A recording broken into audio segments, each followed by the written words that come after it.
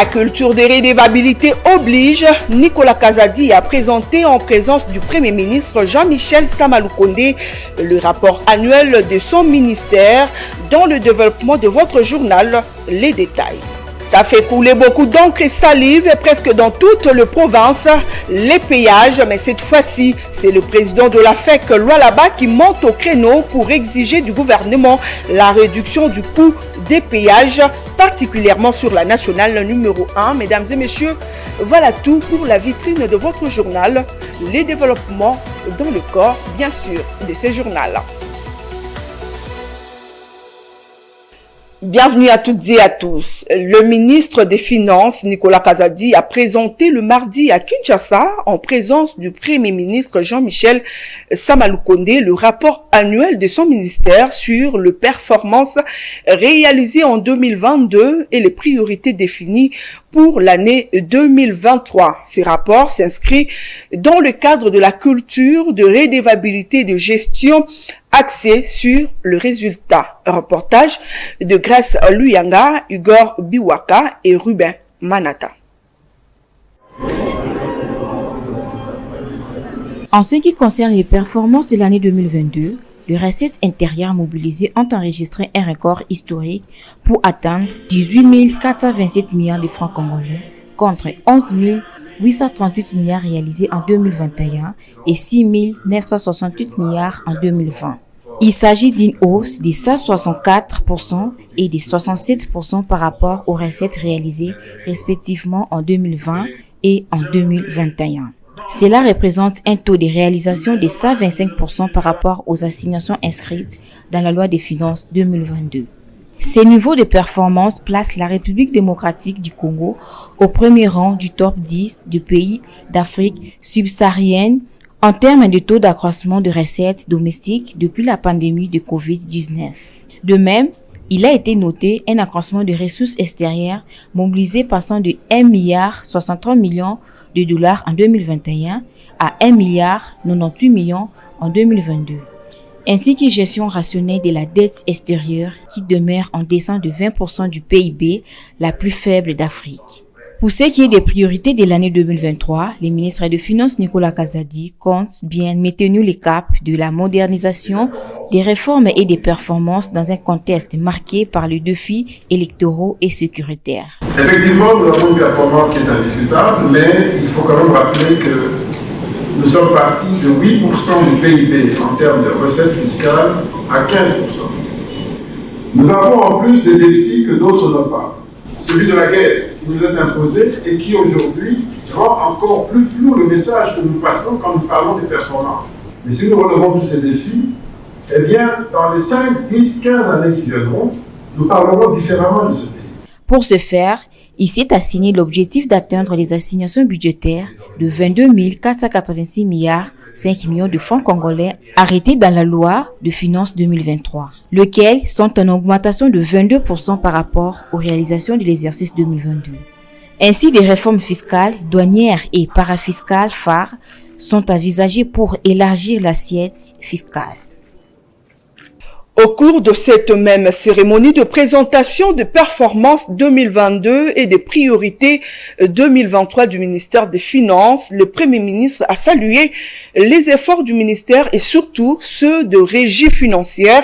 Il les appelle à maintenir le cap de ces performances dans la mobilisation de recettes. Et donc, par cette occasion, je voudrais remercier tous les cadres du ministère et des services que j'ai cités pour l'effort, surtout au niveau des régies financières, fourni tout au long de l'année 2022 afin de doter le gouvernement des moyens de sa politique. Ceci témoigne de votre engagement à renforcer la résilience de notre pays face aux multiples défis qu'il est appelé à relever.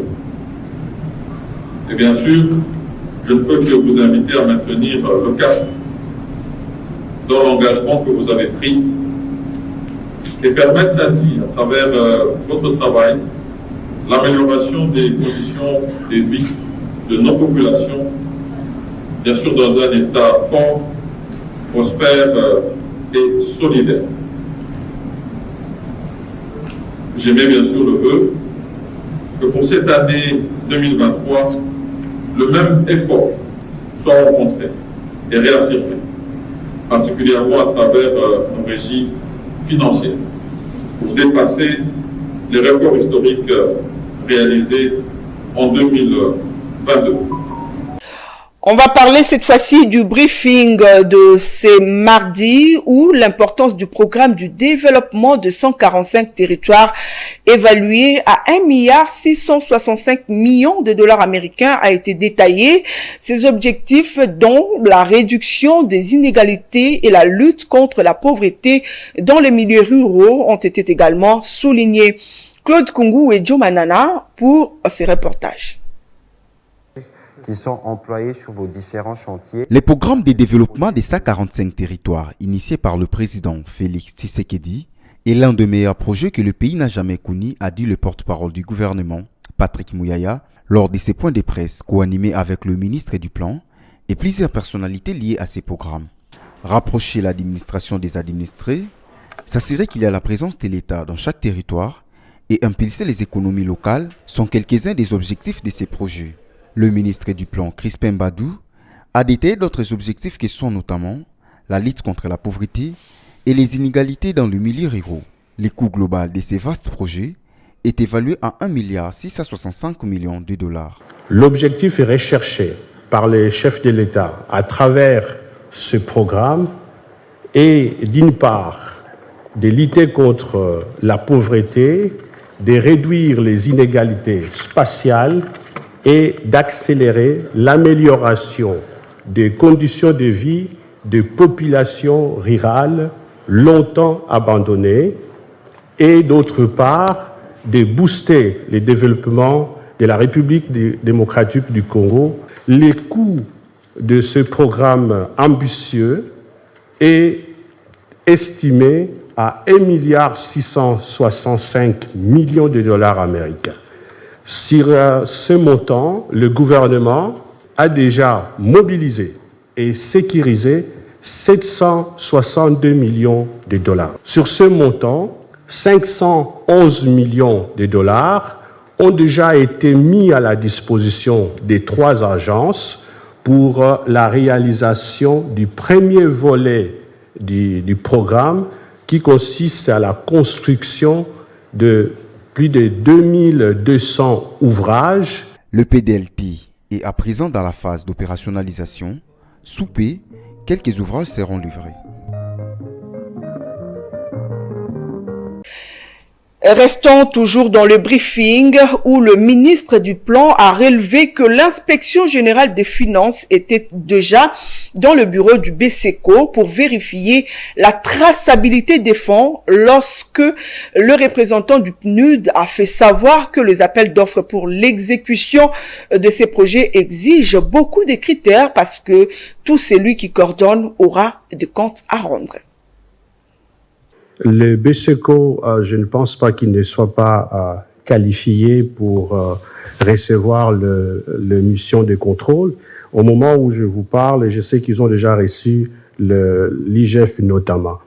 Nous ne voulons pas que faire des évaluations en dehors d'un système qui est traçable. C'est-à-dire que si j'élimine une ONG, il faut que ça soit tracé le pourquoi et que l'ONG, on lui donne aussi la chance de pouvoir protester. Au niveau de Tuapa, on avait des problèmes de connexion Internet. Beaucoup d'ONG, beaucoup de PME locales n'ont pas pu, en tout cas, soumettre leur offre. Et c'est pourquoi maintenant, on est en train de corriger cela. On est en train d'aller sur le terrain avec des VSAT pour leur permettre de... On est passé par le gouverneur et toutes les radios locales pour essayer de leur donner la possibilité de venir participer au séminaire et multiplier leurs chances. Mais encore une fois, on ne donne pas juste parce que c'est une ONG locale. Il y a des critères aussi, parce que nous sommes redevables sur la qualité et le délai aussi d'accomplissement de ces travaux.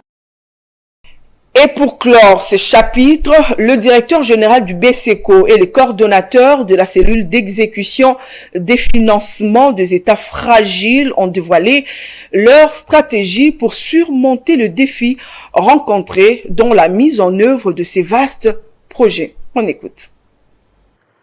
Les défis sont énormes. Je peux en citer. D'abord, la situation de guerre qui nous est imposée à l'Est risque de retarder la construction des infrastructures. Nous avons aussi le code du marché qui nous pose énormément de problèmes parce que ce texte n'est pas adapté aux projets d'urgence tels que le PDL 145 territoires. Nous avons des délais longs d'attribution des marchés qui partent de 3 à 6 mois. Or, ce projet est exécuté dans un délai de 2 ans. Si on doit passer 1 année pour recruter les prestataires, je pense que nous risquons d'avoir des problèmes. Mais heureusement, nous avons mis en place une stratégie qui nous a permis justement d'arriver là où nous sommes.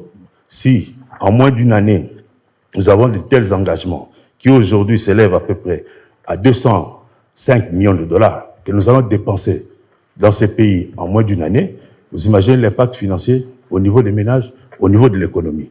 Donc ça, c'est un programme de grande envergure que nous vous demandons de soutenir. C'est une stratégie à la fois de passation des marchés et de mise en œuvre. Et cette stratégie de passation des marchés nous a conduit à allotir les 43 marchés à une entreprise territoriale. Ce qui veut dire que pour chaque territoire, nos 43 territoires, nous avons recruté une entreprise qui a, comme l'a dit le directeur général du BSECO, cette possibilité ici, parce que nous ne sommes pas là, nous ne la forçons pas, qui a cette possibilité aussi dans les contrats de pouvoir sous-traiter le marché à un montant maximum de 40%. Une délégation des députés provinciaux représentant le 26 assemblées provinciales ont rencontré en début de semaine le Premier ministre Jean-Michel Sama Lukonde dans son cabinet de travail à la primature. Ils ont notamment discuté sur les litiges, les impayements et les arriérés de leurs salaires. Le détail est de Jonathan Bakele. Cette séance de travail qui a réuni le bureau du collectif des députés provinciaux de la République démocratique du Congo qui sont venus réclamer pour la énième fois le paiement des arriérés de leurs salaires du mois de décembre 2022 et janvier 2023. Les ministres d'État en charge du budget, les ministres des Finances et quelques membres du cabinet du Premier ministre avaient également pris part à cette rencontre, d'où les députés provinciaux sont sortis rassurés que leurs salaires des mois de décembre et janvier sont déjà disponibles à la banque et il reste que leurs comptes respectifs soient approvisionnés. À en croire ceci, le Premier ministre Jean-Michel Sama Lukonde vient ainsi d'amorcer, tel que voulu par le chef de l'État Félix-Antoine Tshisekedi, les dénouements de cette situation qui n'a que trop duré à la grande satisfaction des députés provinciaux. J'en ai parlé au sommaire de votre journal. La Fédération des entreprises du Congo dans le Lualaba exige la réduction du coût de péage qu'elle considère comme beaucoup plus élevé en comparaison avec certains États de la sous-région. Le patronat congolais estime que la situation actuelle inquiète les entreprises de la province, surtout celles du secteur minier dont les véhicules sont très ciblés. La Fédération des entreprises du Congo dans le Lualaba exige la réduction du coût des péages qu'elles estiment exorbitant.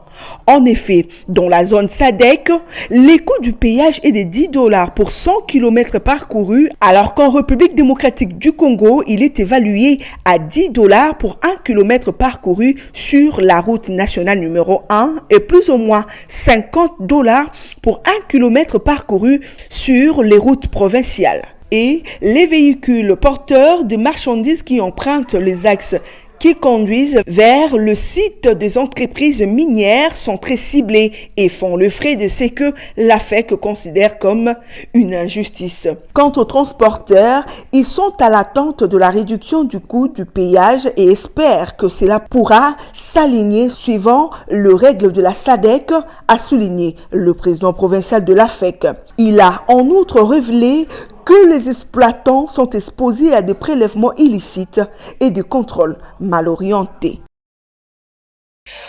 L'éradication de la pauvreté en Afrique subsaharienne fera l'objet d'une rencontre à Addis Abeba en Éthiopie, une initiative de la Commission économique pour l'Afrique qui souhaite accélérer la fin de la pauvreté en Afrique. Fulgence Milay nous en parle. Du 15 au 21 mars 2023, la Commission économique pour l'Afrique va réfléchir autour de l'éradication de la pauvreté dans les continents africains. Ce, en marge de la 55e session de cette commission, les ministres africains en charge des finances, de l'économie et du développement vont se réunir durant ces travaux à Addis Abeba pour explorer les voies et moyens pouvant empêcher la pauvreté de se perpétuer en Afrique. Dans le dernier rapport de la Commission économique pour l'Afrique, le chiffre énoncé par les experts montre qu'en période de la pandémie de la Covid-19, environ 70 millions d'Africains supplémentaires ont été entraînés dans une pauvreté sans précédent et plus de 149 autres millions devraient tomber sous les seuils de la pauvreté en fin 2022. Cependant, la société civile africaine, en harmonie avec plusieurs institutions étatiques, plaide pour une meilleure fiscalité comme alternative à un accès difficile au marché international de la dette. Faut-il rappeler que les continents africains, bien que beaucoup plus riches avec plusieurs ressources naturelles, hébergent presque plus de la moitié de la population pauvre dans le monde, avec à son actif plus de 546 millions de pauvres.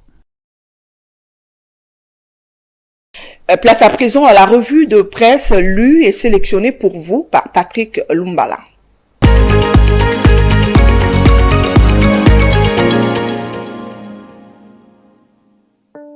Bienvenue à toutes et à tous dans cette revue sur votre télévision, une revue que nous ouvrons avec le tri-hebdomadaire d'information générale EcoNews qui titre à sa une « CENI, la guerre des experts ».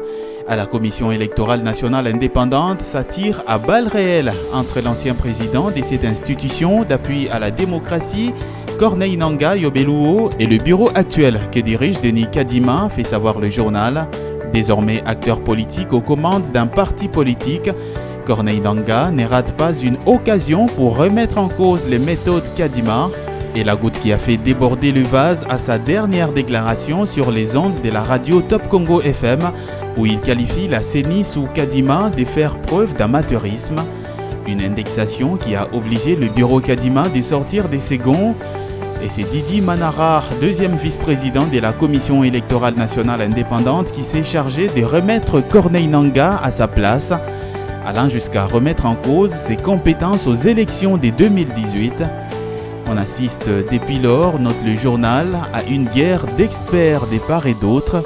Quoi qu'il en soit, poursuit le tri hebdomadaire, le bureau Kadima réitère sa ferme détermination de respecter l'échéance qu'il s'est fixée pour la tenue des élections générales, soit le 20 décembre 2023, conclut le journal. Poursuivons cette revue des presses, toujours dans les colonnes de EcoNews qui titre à sa dernière page PDL 145 territoires, un marathon pour gagner la bataille des inégalités.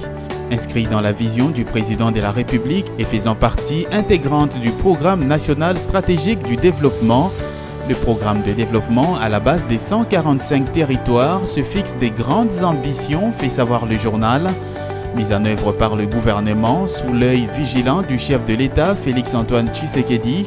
Ce programme fait rêver, suppute le journal, pour un coût global de 1,665 milliard de dollars américains. Le PDL 145 territoires a pris en compte tous les ratés des programmes et projets qui l'ont précédé. Tous les garde-fous ont été mis en place pour atteindre, en 2 ans d'exécution, l'objectif final, c'est-à-dire, détaille le journal, gagner la bataille des inégalités entre les villes et le monde rural, en insufflant le développement depuis les communautés des bases. Mardi devant la presse, poursuit le journal, le porte-parole du gouvernement, Patrick Mouyaya, a confié différents acteurs de ce programme à en présenter tous les contours, du ministre ad interim du plan jusqu'aux représentants des agences d'exécution commises à cette tâche, à savoir le Bureau central de coordination, BCECO en sigle, et la cellule d'exécution des financements en faveur des États fragiles, CFEF en sigle, et le PNUD, Programme des Nations Unies pour le développement. Personne n'a dérobé à cet exercice. Autant dire qu'avec le PDL 145 territoires, La République démocratique du Congo s'engage dans une autre dimension de développement. Le journal rappelle que le coût global du programme est de 1,665 milliard de dollars américains, dont 752 millions ont été déjà disponibilisés. Une partie de ces fonds provient des allocations DTS obtenues du Fonds monétaire international. À ce jour, fait savoir le journal, 562 millions de dollars américains ont d'ores et déjà été mis à la disposition des 3 agences d'exécution pour éviter tout arrêt des travaux, conclut le journal. Terminons cette revue des presses avec le journal Congo Nouveau qui titre à sa 7e page « Fonction publique et finances, Liaou et Kazadi signent les structures organiques de la DGI, DGDA et DGRAD ». Le journal note que dans le cadre de la réforme administrative et douanière voulue par le président de la République Félix-Antoine Tshisekedi, le vice-premier ministre en charge de la fonction publique Jean-Pierre Liaou et le ministre des Finances Nicolas Kazadi ont signé le lundi 13 mars 2023 les cadres et structures organiques des 3 régies financières, à savoir la Direction générale des impôts, DGI, la Direction générale des recettes administratives, judiciaires, domaniales et des participations, DGRAD, et la Direction générale des douanes et accises, DGDA. Le journal précise que selon le VPM Jean-Pierre Liaou, le défi est d'offrir au pays des structures fiscales et douanières capables d'être à la hauteur du rendement. Le défi est aussi celui d'apporter une réforme de l'administration fiscale et douanière devant répondre aux exigences de la maîtrise des effectifs, de la mise à la retraite, du rajeunissement qualitatif et compétitif. Pour sa part, poursuit le journal, l'Argentier national a fait savoir que par la signature de ces outils, une voie à suivre vient d'être tracée. Il convient de souligner que ces cadres et structures organiques vont permettre aux régies financières de la RDC d'élargir leurs ressorts fiscaux à travers la République, fiscaliser les coins et recoins pour augmenter l'assiette fiscale, devant permettre au gouvernement de la République d'avoir le moyen dont il a besoin, passe par la réforme administrative et douanière, conclut le journal. Fin de cette revue économique sur votre télévision. Merci à toutes et à tous de l'avoir suivi.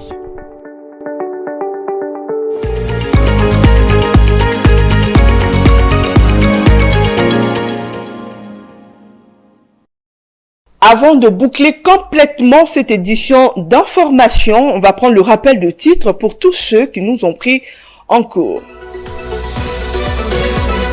La culture de redevabilité oblige Nicolas Kazadi à présenter en présence du Premier ministre Jean-Michel Sama Lukonde le rapport annuel de son ministère. Dans ce journal, vous avez suivi le détail. Ça fait couler beaucoup d'encre et salive presque dans toute la province, les péages. Mais cette fois-ci, c'est le président de la FEC Lualaba qui monte au créneau pour exiger du gouvernement provincial la réduction du coût de péage, particulièrement sur la nationale numéro 1. Nous voici arrivés à la fin de cette édition d'information, mesdames et messieurs. Merci à vous de nous avoir choisis, nous Ecofin, pour vous informer.